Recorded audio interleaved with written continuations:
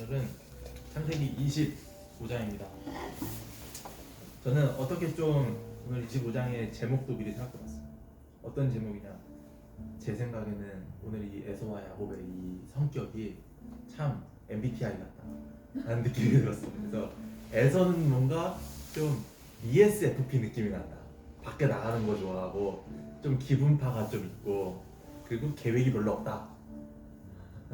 근데 야곱은 안에서 있는 거 좋아하고 계획이 좀 있고 또 그리고 좀 뭔가 이성적으로 생각하려고 하는 것 같은 느낌이 있어요. 얘는 좀 뭔가 ENTJ가 아닐까, INTJ가 아닐까, INTJ가 이런 생각을 했어요. 좀 그런 느낌이 좀 분석이 된다. 이런 생각을 좀 해봤어요. 그래서 오늘 창세기 25장에는 어떤 내용을 시작을 하냐면은 주된 내용은 사실 그래요. 이제 에서와 야곱이 이제 등장을 하는 게 오늘의 사실 주된 내용이지만 이 내용을 통해서 하나님 우리에게 말씀하고 싶은 건 무엇일까? 제가 늘 성경을 말할 때 뭐가 중요하다 그러면은 성경에는 꼭 하나님이 이걸 통해서 우리에게 하시고 싶은 말씀이 있기 때문에 기록이 된 거거든요. 다 이유가 있다. 근데 그 이유가 뭐냐? 하나님이 무엇을 말씀하고 싶으냐라고 할 때는 가장 큰 주제는 구원에 대해서 이야기하고 싶어서가 있고 그의 세부적인 내용들이 있지만 큰 틀 안에는 이제 구원과 관련 있는 내용들을 하나님이 말씀해주고 싶어서 성경을 기록을 했겠죠. 그러면 오늘 이 사건에 있어서는 하나님 우리에게 무엇을 말씀을 해주고 싶으신 걸까를 우리가 좀 생각을 하면서 보면 좋겠지요. 자, 뭐라고 오늘 내용이 시작을 합니까? 아브라함이 재혼을 했다라고 이야기가 시작이 돼 있어요. 사라가 죽고 난 다음에 아브라함이 죽을 때까지 몇십 년 시간이 있거든요. 그 시간 내용을 이제 짧게 요약을 한 겁니다. 아브라함이 재혼을 했는데 새 아내 이름은 그두라였다.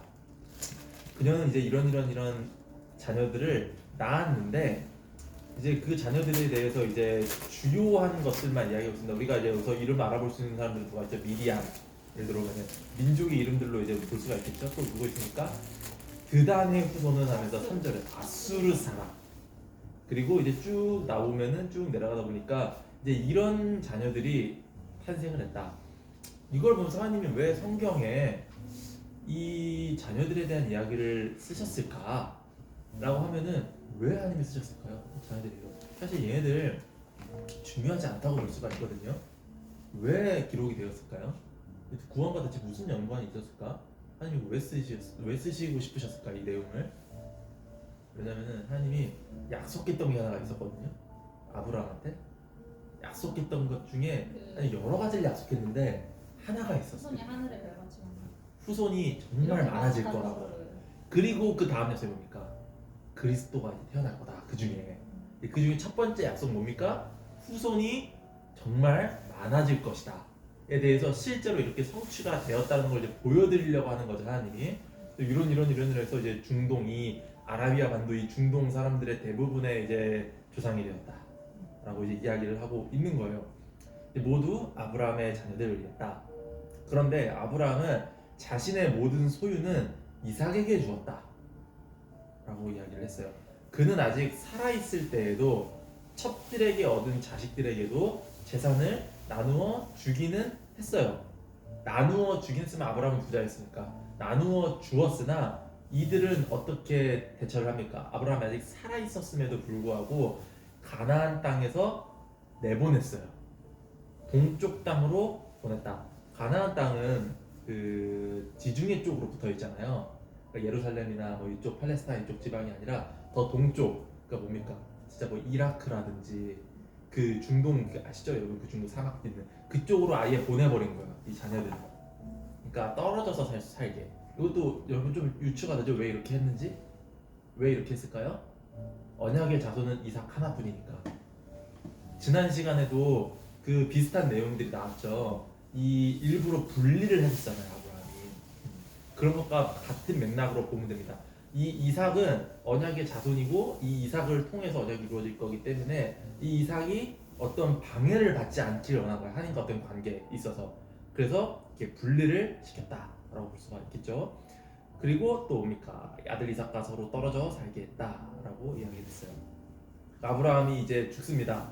아브라함은 175년을 살고 숨을 거두었다. 그는 오래 살았는데 수명을 다 채우고 평안하게 죽었다. 그리고 자기 조상과 함께 묻혔다라고 이야기하고 있습니다. 그래서 아브라함이 죽을 때에 장례식을 어떻게 했습니까? 장례식을 해야 되니까 장례를 해야 될 때에 아들 이삭과 이스마엘이 함께 했대. 여기 이렇게 써 있어요. 아들 이삭과 이스마엘이 함께 같이 그를 막벨라 동굴에 묻었다. 사실 이스마엘과 이삭은 사이가 그렇게 썩 좋지 않거든요. 왜냐면 이스마엘이 이삭을 괴롭혀서 사실 쫓겨났잖아. 그 마지막이 사실 좋진 않았지만 우리가 이걸 보면서 뭘 알 수가 있습니까? 사이가 화목하진 않았지만 이때는 협력을 하는 이런 모습들도 있고, 그리고 그 유추를 할 수가 있는 거예요. 이삭과 이스마엘이 계속해서 연락을 이어가고 있었구나. 이런 연락 수단이 계속 있었겠구나. 그리고 그것 때문에 아브라함이 이스마엘이 밖에 나가서 살고 있지만 그래도 잘 살고 있구나라는 걸 알 수 있었겠죠. 자, 그 동굴, 이 동굴 무슨 동굴입니까? 지난 시간에 그 아브라함이 딜을 했었잖아. 사라 묻을 때 이 값 얼마 이렇게 해서 이렇게 하시죠라고 하면서 딜을 했었잖아요. 그 동굴에 아브라함도 같이 묻혔다. 아브라함이 죽은 뒤에 하나님께서 아들 이삭에게 복을 주셨다. 이삭은 부엘라이로에서 살았다 하면서 오늘 성경에 좀 도입부예요. 이 장면이 전환되면서 도입부가 이렇게 시작을 되는 겁니다. 아브라함의 시대는 이제 끝났고 아들인 이삭의 시대가 이제 시작이 됐다라고 이야기를 하고 있어요. 이삭은 부엘라이로이가 아시죠? 하갈이 그 발견했던 그 우물에서 살고 있었습니다. 그리고 이스마엘에 대한 이야기가 또 잠깐 등장을 하고 있어요. 이스마엘, 또 사라의 여종인 이집트 사람 하갈의 아브라함에서 낳은 이스라엘 족보는 이러하다 하면서 쭉쭉쭉 뭔가 사람 이름들이 나오고 있는데, 그들의 이름이 곧 그들이 정착해요 장막을 친 곳의 이름이 되었다. 그들은 12부족의 지도자들이었다. 그러니까 엄청 많은 무리를 이제 거들게 되었다는 거예요. 요것도 왜 썼을까요? 아까 그 맥락과 같이 있었겠죠. 정말 아브라함의 자손이 정말 많아졌구나, 짧은 시간 안에 정말 크게 됐구나 라는 걸 깨달을 수가 있을 거고, 또 하나 더 깨달을 수가 있어요. 이제 여러분이 이삭이라고 생각을 하고 이걸 한번 느껴보세요. 여러분 이삭이에요. 여러분 이삭인데 자기 어찌 보면은 배다른 형제긴 하지만 형제인 이스마엘은 지금 이제 12부족을 거느린 이제 자녀들이 있어. 힘 엄청 세요. 사람도 엄청 많아요. 그리고 이 아브라함의 어찌 보면 두 번째 그 부인이었죠. 두 번째 부인이 낳은 자식들도 지금 어마어마하게 번성을 했어. 그런 상태입니다 지금. 그런 상태인데 정작 지금 아브라함의 모든 것을 이은 계승자인 지금 이삭은 어떤 상태인가? 지금 설명을 하고 있습니다. 자, 이스마엘은 137년을 살았는데 이스마엘은 숨을 거둘 때에 조상과 함께 묻혔다. 조상과 함께 묻혔다. 아마 여기서 우리가 유추하기로는 아브라함이 있던 무덤에 같이 들어갔을 수도 있겠다라는 걸 추측할 수도 있어요. 배워놓고 싶으면 배워주세요. 자, 그래서 이런 것들이 있었고 이스마엘도 자기 친족과 어울려 살지는 않았다. 끝이 안 좋았으니까 그래서 다시 돌아오고 싶진 않았겠죠. 자, 아무튼 이렇게 번성을 했어요. 아브라함의 자녀들이 너무 번성을 했어요. 하지만 정작 정식 후계자인 이삭은 어땠나? 오늘 이야기를 하고 있어요. 아브라함의 아들 이삭은 이런데, 아브라함은 이삭을 낳았는데 이삭은 40살에 리브가와 결혼했다. 이삭은 자기의 아내가 임신하지 못했다. 얼마나 임신하지 못했냐면은 20년 동안 임신하지 못했어. 그러니까 60살에 나왔다고. 그러니까 아브라함도 이삭을 얼마나 기다렸죠? 100년. 100년 아니죠. 아브라함도 이삭을 25년을 기다렸어. 25년을 기다렸는데 자기도 지금 다른 자기 배다른 형제들은 지금 다들 막 번성하고 좀 난리 났는데 자기는 지금 한 명도 자녀가 없어요.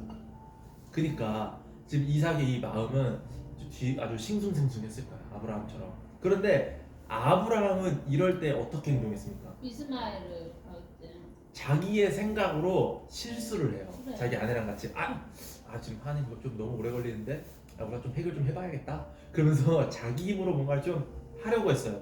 이삭은 어떻게 했냐? 자, 이삭은 이렇게 했습니다. 이삭은 아내가 임신하지 못했으므로 하나님께 간절히 기도했다. 요걸 보건대 아브라함이 옛날 이야기를 잘 해줬을 것 같아요. 내가 옛날에 이렇게 너를 낳기 전에 이런 일들이 있었고, 그래서 이런 내가 실수를 했고, 그래서 이런 결과로 나오게 됐다.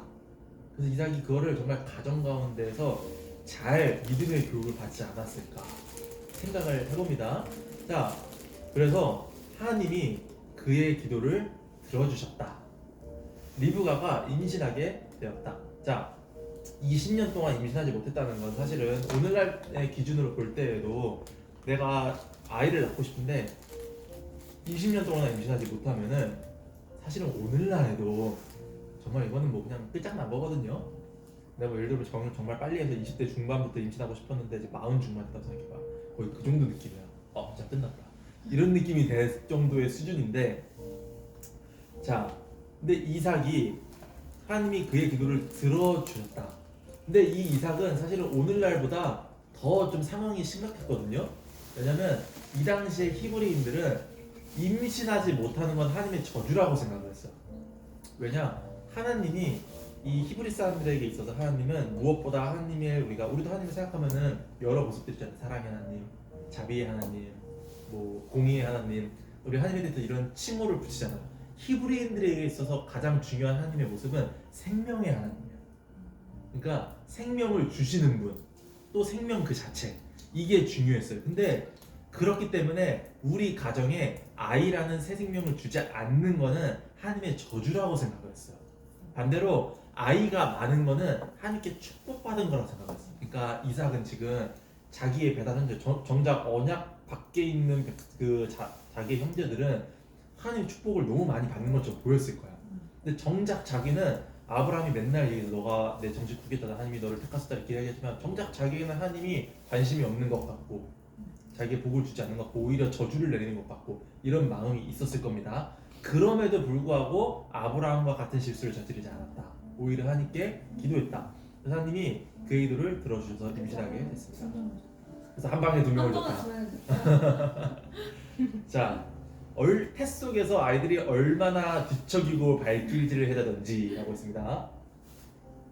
그러니까 이게 좀 번역을 조금 중의적으로 했는데 태 속에서도 싸웠다는 거예요. 그 안에서도.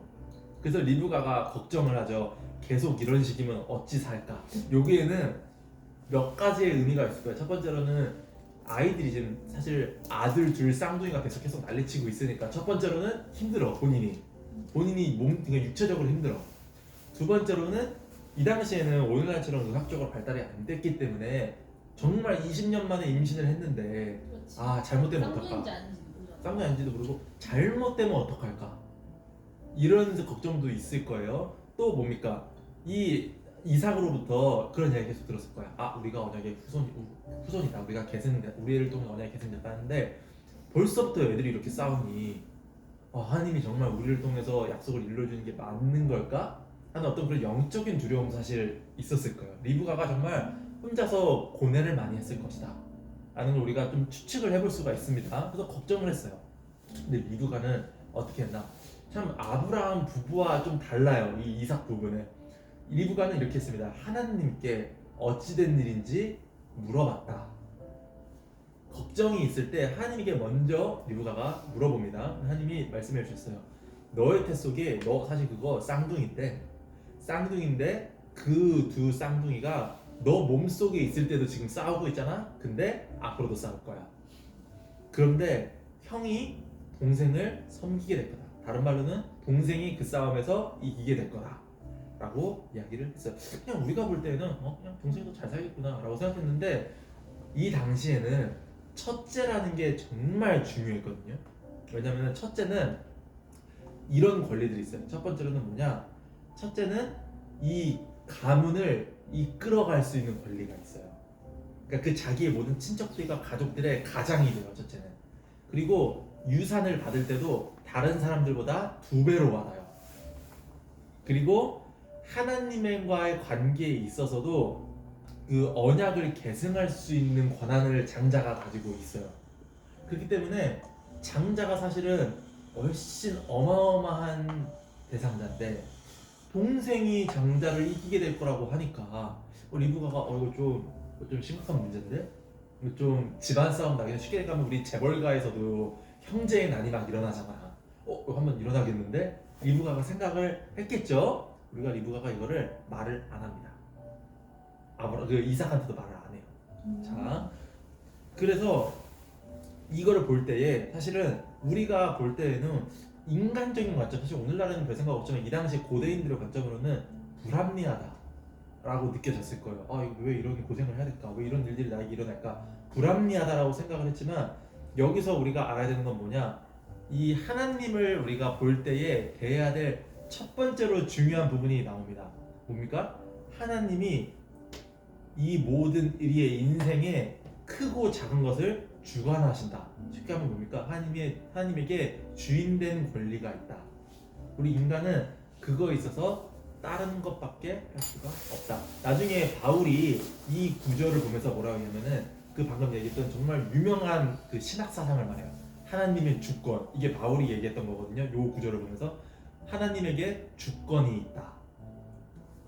그게 여기 오늘로부터 우리가 시작이 됐다고 볼 수가 있어요. 자, 해 사는 날이 다 되었을 때에 쌍둥이가 있었다고 하나님 말씀하셨죠. 첫째가 나왔는데 피부가 붉었다. 오늘날에도 그 까난 애기들 중에 유달리 좀 빨간 애들이 있어. 보면은 애기들이니까. 근데 그 중에서 유달리 빨간 애들이 있죠. 첫째는 유달리 좀 빨간 피부를 가지고 있었어. 그런데 피부만 빨갰을 뿐만 아니라 털도 많았다. 애기인데 이상하게. 오늘날에도 까난 애기인데도 머리털 엄청난 애들 있죠. 그렇게 생각하면 좀 여러분 이해가 되죠? 애기인데 털이 너무 많아. 그래서 피부도 빨갛고 털도 많아가지고 이걸 보니까 이미 뭔가 이불에 쌓여 있는 것 같은 느낌이었다. 비유를 재밌게 했어요. 그래서 그의 이름을 털복숭이라고 지었다. 에서라고 부르지 말고 생각해봐. 야, 너 피부도 빨갛고 털도 많아. 너는 이제부터 털복숭이다. 고대인들의 이름 짓는 방법입니다. 이게 고대라는 게 느껴지죠. 정말 문화가 발달하지 못했구나 느껴지죠. 이어서 동생이 나오네 라고 했는데 발 뒤꿈치를 붙잡고 있어서 넌 이제부터 발 뒤꿈치다 라고 이름을 지었습니다. 그래서 털복숭이와 발 뒤꿈치가 태어났을 때에 이삭의 나이는 환갑이었다. 자, 아이들이 무럭무럭 자라났는데 에서는 이였고 야곱은 아이였기 때문에 에서는 밖에 나가서 사냥을 하기를 좋아했어요. 싸돌아다니기를 좋아했다는 뜻이죠. 에서는 집에만 있기를 좋아했어요. 자, 그래서 이삭은 에서가 사냥해 온 것을 좋아했다. 이삭도 뭔가 밖에 나돌아다니는 걸 좀 좋아했던 스타일이었던 것 같아요. 근데 리브가 기다릴 때도 밖에 나가서 묵상하고 있었잖아요. 그러니까 얘도 뭔가 좀 그런 밖에 나가는 걸 좀 좋아하니까 자기의 성격과 조금 잘 맞는 아들이었던 우리 털복숭이를 더 좋아했던 겁니다. 그래서 에서를 더 좋아했는데 만약에 리브가가 그 하나님이 말씀하셨던 그 내용을 이삭에게 얘기를 했다면은 이삭도 좀 다르게 생각을 했을 수도 있었겠죠. 하지만 이야기를 안 했어요. 그래서 리브가는 야곱을 사랑했다. 하나님 말한 것도 있었으니까 리브가는 야곱을 사랑했는데 어느 날 야곱이 죽을 쓰고 있었는데 우리 개역개정에는 팥죽이라고 나와 있잖아요. 사실 팥죽은 아니에요.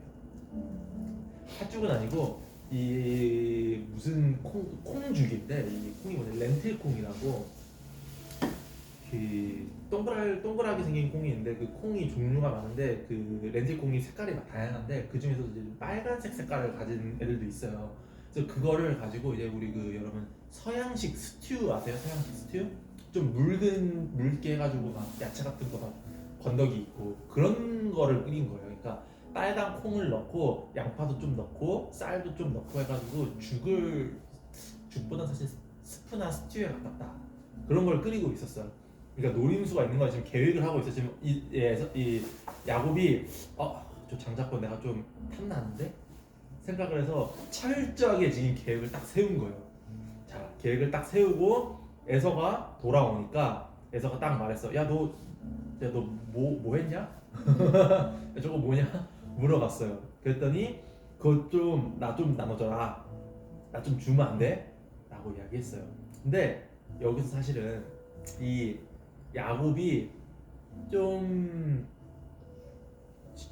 뭐라고 해야 되나 너무 좀 나가면 좀 비열한 게 뭐냐면 음식을 가지고 좀 사실은 형제인데 사이가 안 좋았던 것도 아니야. 둘이 나눠줄 수도 있는데 좀 주면 되는데 일부러 많이 했을 거 아니야 지금. 근데 그 장자권을 어떻게든 뺏으려고 계획을 세운 거니까 인간적인 방법. 이 창세기 이 아브라함 가족을 통해서 계속 등장한 내용이 뭡니까? 하나님의 약속을 인간적인 방법으로 성취하려고 했을 때 어떤 일이 벌어지는가에 대해서 계속 이야기를 하고 있어요. 창세기에서. 그래서 그것이 오늘 또 일어납니다. 하나님의 약속을 인간적인 방법으로 성취를 하려고 해요 지금. 그래서 말합니다. 형 나와 거래합시다. 내가 이거 줄 테니까 장자의 권리랑 바꿉시다 라고 이야기를 했어요. 근데 여기서 사실 우리가 또 뭘 알 수 있으니까 에서가 평소에 이 장자권에 대해 별로 대수롭지 않게 생각을 했을 가능성이 높다는 것도 알 수가 있겠죠. 평소에 이 두 형제가 이 장자권에 대해서 이야기를 많이 했을 가능성이 높아. 왜냐면 그거에 대해서 이야기도 잘 안 하고 정말 중요하게 생각했으면은 야곱이 애당초 시도조차 하지 않았을 거예요. 근데 그거에 대해서 중요하게 생각하지 않았기 때문에. 자, 그래서 에서가 대답합니다. 아, 내가 지금 배고파 죽겠는데 장자권이 무슨 소용이냐 라고 대수롭지 않게 여겼습니다. 장자권을. 야곱이 말해요. 야곱은 철저한 사람이에요. 야곱이 말합니다. 먼저 맹세부터 하십시오. 아, 이걸 주기 전에 지금 그릇 딱 들고 말하는 거야. 어허, 계산부터 하시고. 계약서부터 쓰세요. 돈부터 내세요. 이야기를 하는 거예요. 그때 에서가 맹세를 했다. 맹세하고 장자 권리를 팔아서 넘기고 에서에게 빵과 팥죽을 건넸다. 에서는 먹고 마신 다음에 그곳을 떠나갔다. 그리고 모세가 이거에 대해서 주석을 썼어요. 뭐라고 되어 있습니까? 그렇게 에서는 장자의 권리를 내던져 버렸다. 라고 이야기를 했어요. 자, 오늘 이 성경의 내용을 통해서 우리가 알 수 있는 것들이 있습니다. 무엇을 우리가 알 수가 있습니까? 좀 여러 가지 이야기들이 나왔어요. 여러 가지 이야기들이 나왔는데 첫 번째로는 무엇보다 중요한 거는 우리가 하나님과의 관계를 잘 쌓는 것이겠구나 하는 것을 알 수가 있었어요. 이삭 부부의 그 믿음의 태도. 이삭 부부의 내용은 길게 나오진 않거든요. 길게 나오진 않지만 이 이삭 부부가 가졌던 믿음의 태도가 어떤 것이었나. 자기의 부모들이 저질렀던 실수를 똑같이 반복하지 않았어요. 자기 보기에는 나가 하나님께 저주받은 것 같고 내 다른 형제들은 언약을 받지도 않았는데 정말 잘 먹고 잘 살고 있고 나날이 성공하고 오늘날 보면은 나는 교회 열심히 다니고 있는데 교회 안 다니고 있는 애들은 날마다 잘 살아.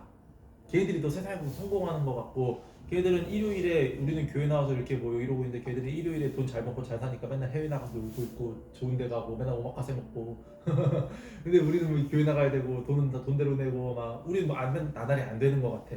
그런 느낌을 가지고 있었을 때에 이삭과 이 리브가는 어떻게 했냐? 하나님께 기도했다. 자기 인간적인 방법대로 뭔가를 이뤄보려고 한 게 아니라 하나님 약속 이뤄보려고 한 게 아니라 우선 하나님께 기도했다. 자기의 어려움들을 그리고 자기가 고민하고 있는 것들을 먼저 기도했고 그리고 기다렸다라는 것을 알 수가 있겠죠. 그리고 또 어떤 이야기가 오늘 성경에서 등장을 했을까? 하나님이 우리의 인생의 주인 된다 라는 이야기가 나왔어요. 아까 그 임신할 때에 동생이 형을 이길 것이다 라고 했을 때 인간적으로 생각을 볼 때는 불합리하고 말도 안 되고 이것이 좀 우리의 관점으로 볼 때는 좀 이상한데 왜 이렇게 하면 이래야 될까? 라고 생각할지라도 하나님이 그렇게 하겠다고 하면은 그렇게 되는 것이다. 이게 사실은 모든 교회에서 고백하는 사상은 아닌데 적어도 우리 이 개혁교회라고 불리는 교회 안에서는 하나님이 주인 된다, 모든 것의 주인 된다라는 이 사상이 제일 중요합니다. 제일 중요한 두 가지가 이거예요. 첫 번째 뭐냐? 우리는 오직 성경만을 따른다. 그러니까 하나님의 말씀만을 따른다가 첫 번째예요. 두 번째는 뭡니까? 우리의 삶의 모든 주인은 하나님이다. 이 두 개가 종교 개혁의 원리예요. 그들이 성경 밖으로 벗어났기 때문에 우리는 성경으로 돌아간다. 성경을 보니까 우리 인생의 주인은 무조건 하나님이다. 뭐 교황이나 이런 것들이 아니라 교회 법 이런 게 아니라 하나님이다. 이게 제일 중요한 사상입니다. 하나님의 주권. 그리고 또 마지막 뭐가 있었습니까?